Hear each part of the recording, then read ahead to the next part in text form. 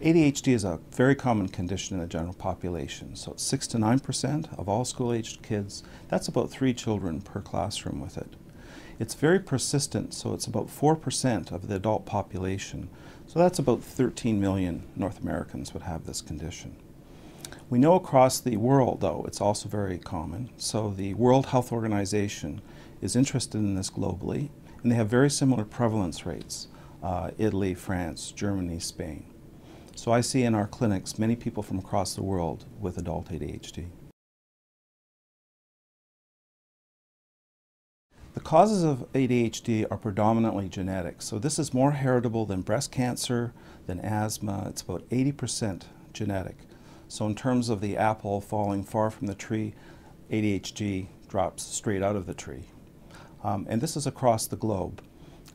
There are some other causes, though. 20% of ADHD can be caused by maternal smoking, perhaps low birth weight, anything less than 5 pounds, or any kind of obstetrical challenges at the time of delivery. But it's predominantly a genetic condition, and we're looking for other family members who would have this condition.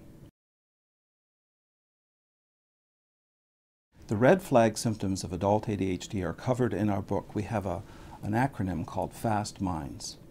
And the context is important for adult ADHD, so it's usually the boring everyday tasks, so doing bills, doing taxes, those kinds of things. In this context, people are forgetful, distractible, they're distracted by all things around them.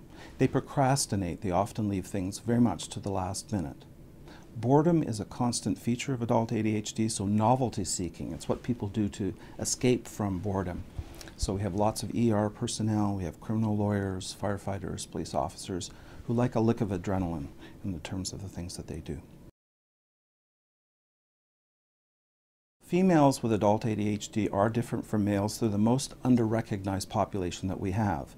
And the reason for this is that many females are only daydreamy, inattentive. They have more of the cognitive symptoms, so forgetful, distractible, disorganized. So they're not particularly disruptive. So if a young female is very bright, congenial, she compensates with a good IQ, across the timeline she's not going to come to anybody's real attention.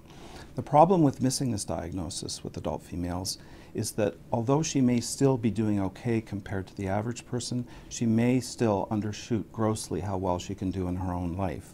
So with increased cognitive loading, she may start to fail at university, underachieve, and that lower self-esteem. So this is a very important population to identify. What adults with ADHD can get from treatment is an explanation for why lifelong they've experienced low self-esteem because of all the symptoms we've talked about, forgetfulness, distractibility, they procrastinate, and the net total of that is they underachieve for how well they can do in life. So just making the diagnosis in of itself, it explains what has happened to them across the lifespan. So there's a renewal in terms of a sense of hope. They feel empowered that there's an explanation, and they can look forward to a brighter future. The treatments tend to be multimodal, and everybody tends to be a bit different with this. So one size doesn't fit all, and we make sure that people are informed around the various options that can help them.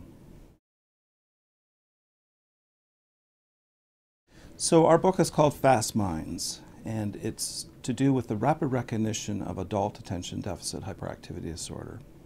It's a common condition, so we talk about the symptoms: forgetfulness, disorganization, procrastination. People are bored very easily. Impulsivity is part of this. And the book will be very straightforward, easy to understand, and right away people can say, oh, I think I may have this. We move forward very quickly then to explain with science the underlying medical condition that is ADHD. The treatment part of this book also is very straightforward.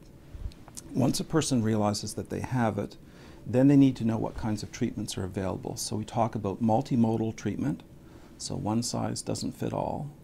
Mindfulness, meditative strategies, medication, very important with cognitive behavioral therapy, exercise. So we describe all of these. Because each person could be a little bit different with this condition, then they can self-select through our book the various strategies and coping mechanisms that would make the most sense for them.